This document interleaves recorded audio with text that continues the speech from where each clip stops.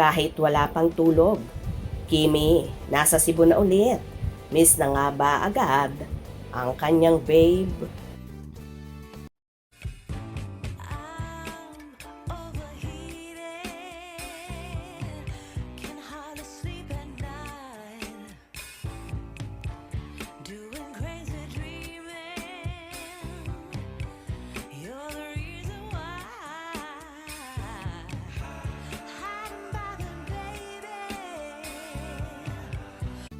Nakakaloka talaga ang energy ng multimedia idol na si Kim Chiu. After nga ng Pinoy Big Brother Big Night kagabi, kung saan present siya bilang isa sa mga host ng sabing reality show, ay agad-agad ngang lumipad ang actress sa Cebu.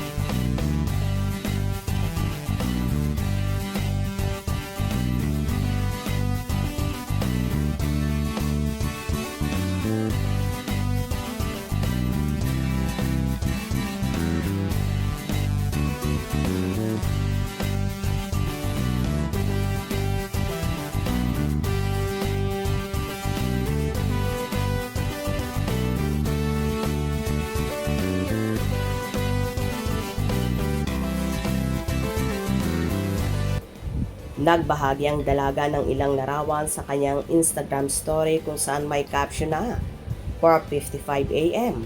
And just like that, Cebu, I am back. 5:29 a.m. And just like that, back in Cebu. Marami namang Kimpaw supporters ang napakomento sa post na yon ni Chinita Princess.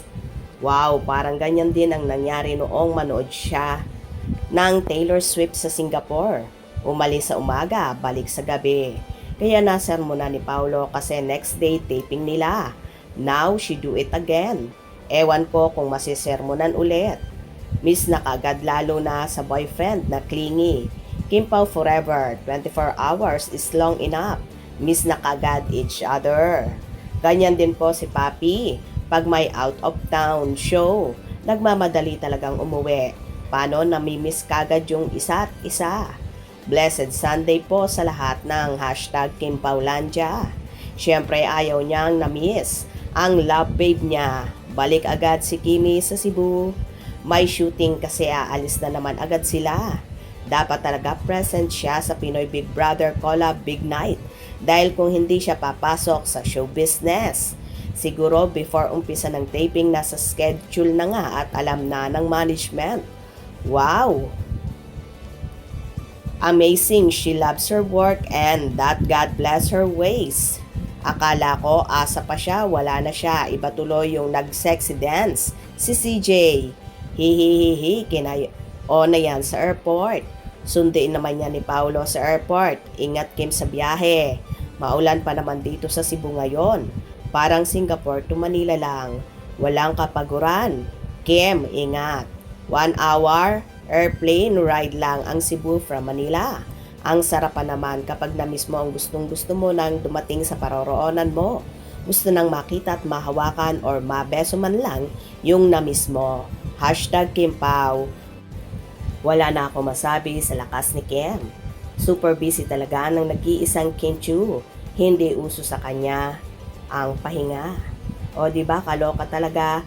At wala pang pahingang maayos si Kimi dahil anong oras na natapos ang Pinoy Big Brother kagabi at ngayon nga ay agad-agad lumipad patungo sa Cebu. Namiss nga ba si Paulo kaya nagmamadali ang actress pagbalik ng Cebu? Hope you enjoyed. Please subscribe for more info.